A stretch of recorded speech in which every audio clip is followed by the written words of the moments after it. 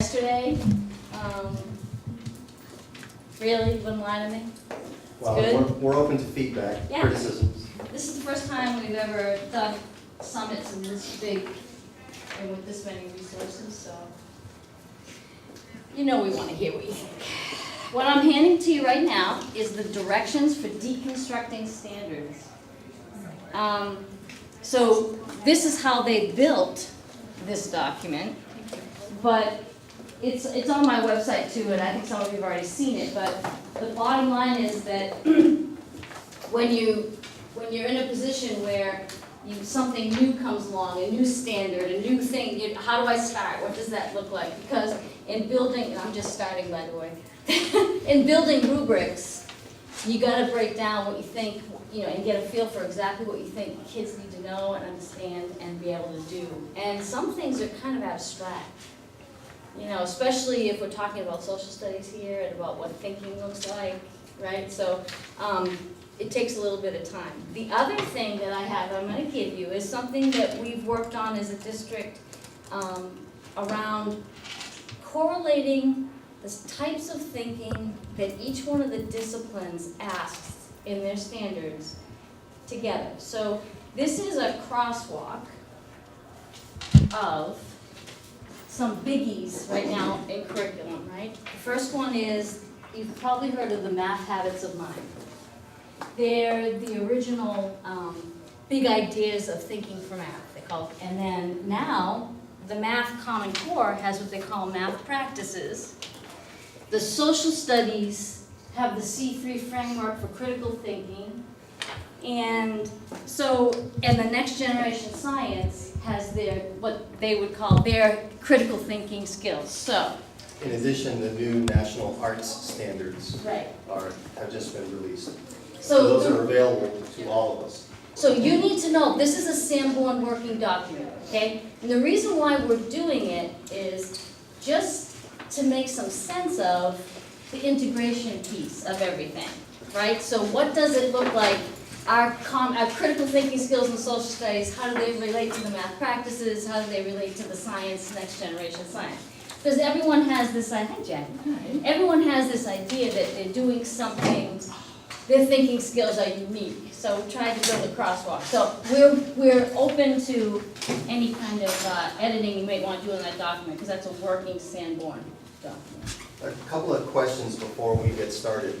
Just out of curiosity, did any of you attend the rubric sessions that Ellen and I did yesterday? Yeah, that will save us. And the reason I asked that question is some of what we're going to talk about today there was a foreshadowing of that yesterday in terms of what are some common sense approaches to start talking about interdisciplinary rubric development, right? And we laid the groundworks at least a little bit yesterday for 3 very common sense ways that you can enter the conversation about interdisciplinary rubric development.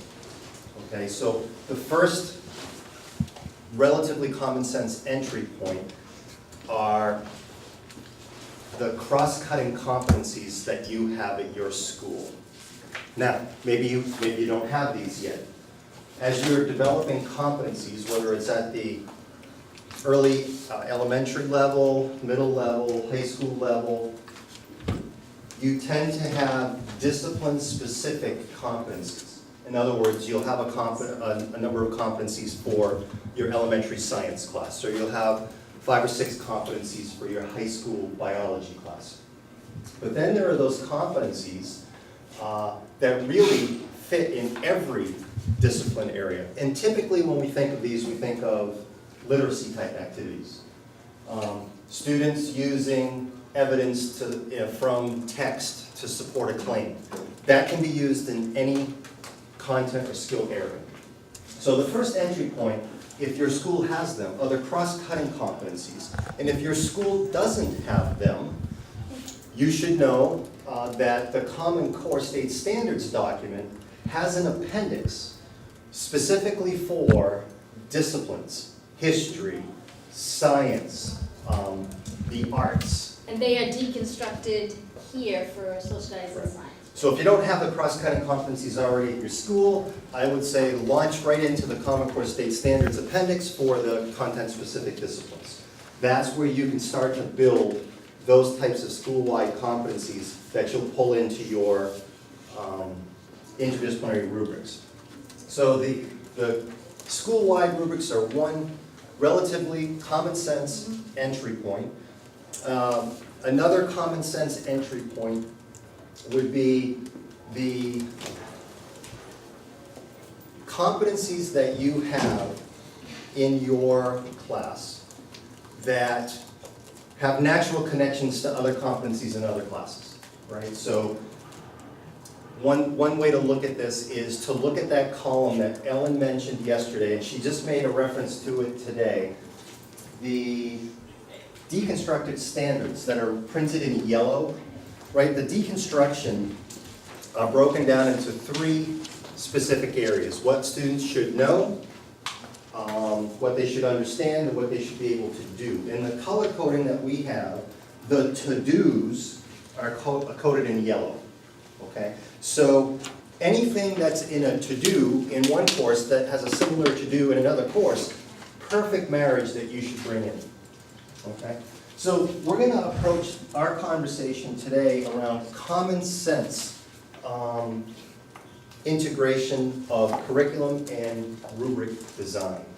You don't have to set, you're not creating something out of whole cloth. You're pulling things in that already exist that make sense for you and for kids. So I thought I'd bring this up, because I liked what you said yesterday.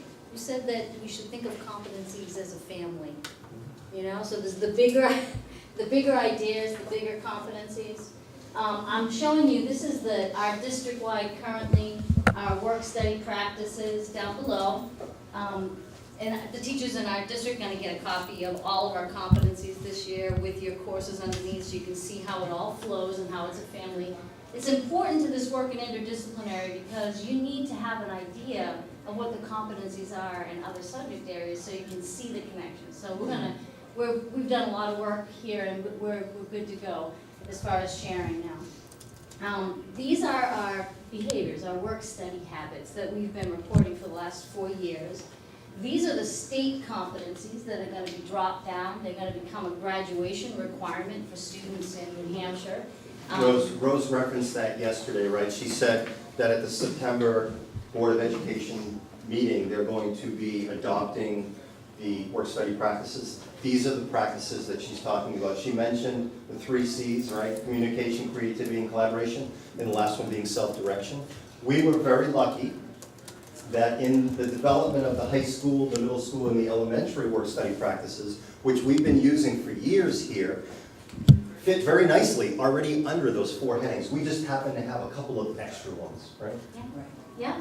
So one of the first things is, from an interdisciplinary connection, every single content area in our district is on the same page with work study habits.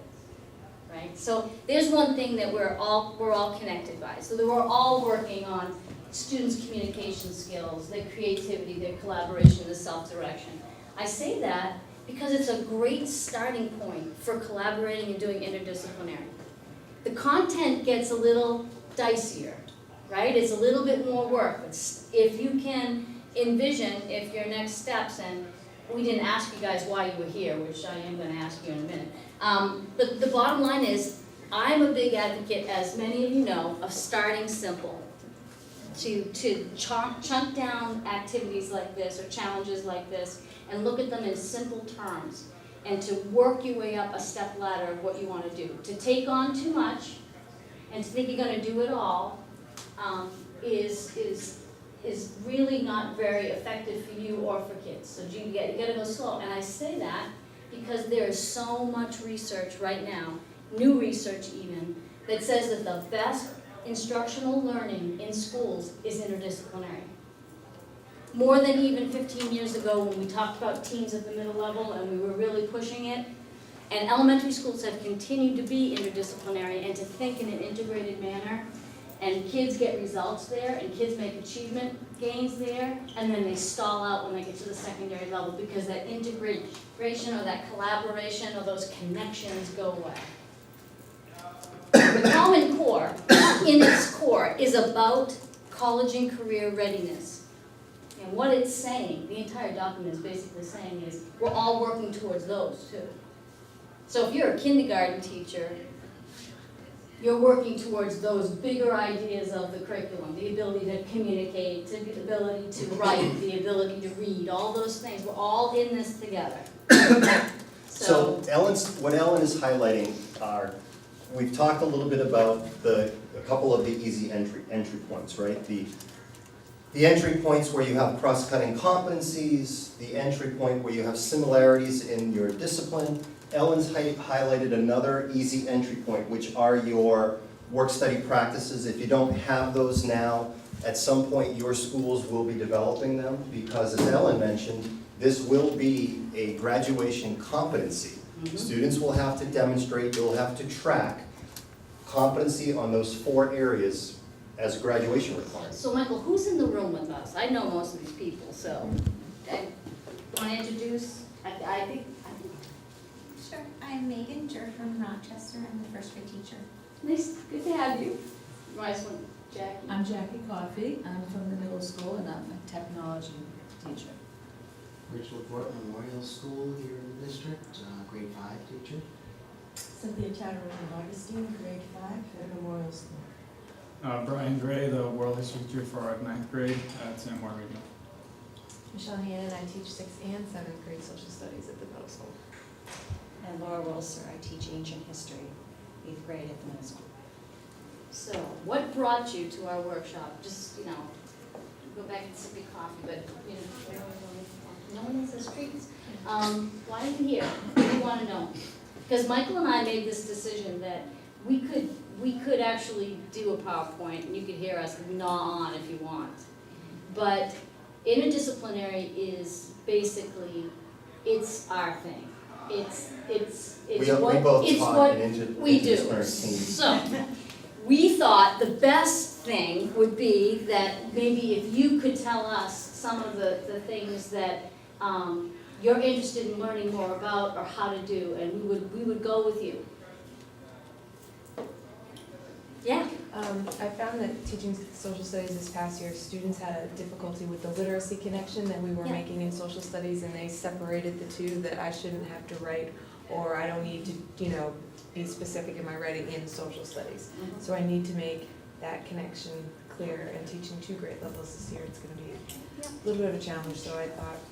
So I can address that, and I'm sure Michael wants to jump into. So Yes. the first thing about that is, number one, we are changing the culture of our educational system. We're changing instruction. And we have a lot of kids who have come to you in 6th and 7th grade, and they've seen all their subjects separated. And so we have to do a really good job with that member of our stakeholders, our community, our kids. We need to really do a hard push on the value of cross-discipline. We gotta really talk it out. We can't make the assumption that they're gonna value it because we say they should value it. We gotta make some connections. But I can tell you that as an 8th grade teacher, we ran into this obviously a lot because there was no change happening. And as a team, we took that on. Team in schools is incredibly powerful as far as sending, communicating messages.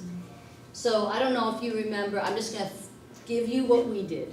And believe me, it worked, and Jackie will remember. We had a group of kids that refused to write in social studies and science. So we built, as a team, we came up with our what you must do's, and we called, do you guys remember the advertising campaign for, I think it's American Express, don't leave home without it? Yeah. So we built posters that went in all of our rooms, where Barry Bovair and I, who are both English teachers, we had a poster in the social studies room.